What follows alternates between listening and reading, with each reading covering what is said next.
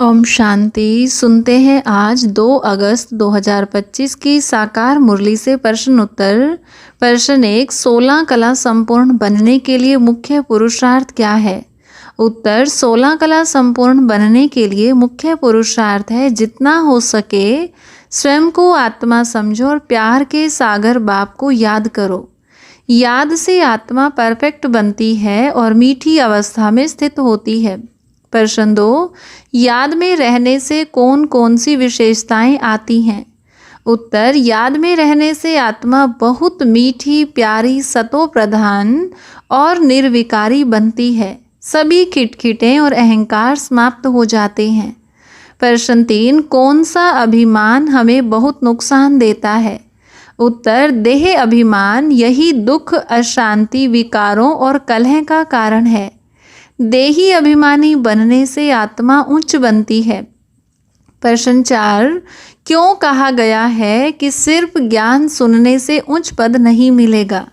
उत्तर, क्योंकि ज्ञान तो सहज है, कोई भी सीख सकते हैं, लेकिन याद से ही आत्मा सतो प्रधान बनती है।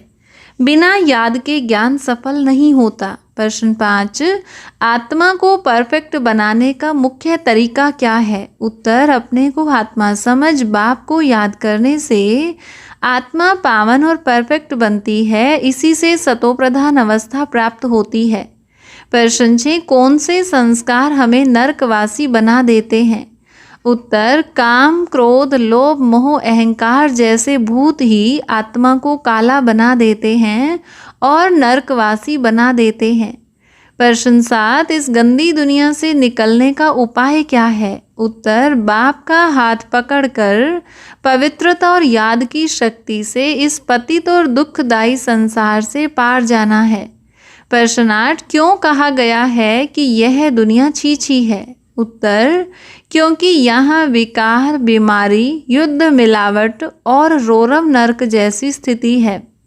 इसे डर्टी वर्ड कहा जाता है। प्रश्न 9, सतो प्रधान बनने का प्रमाण क्या है? उत्तर, सतो प्रधान बनने से आत्मा मीठी, पावन, देही अभिमानी, सेवा में अग्रणी और बहुत प्यारी हो जाती है।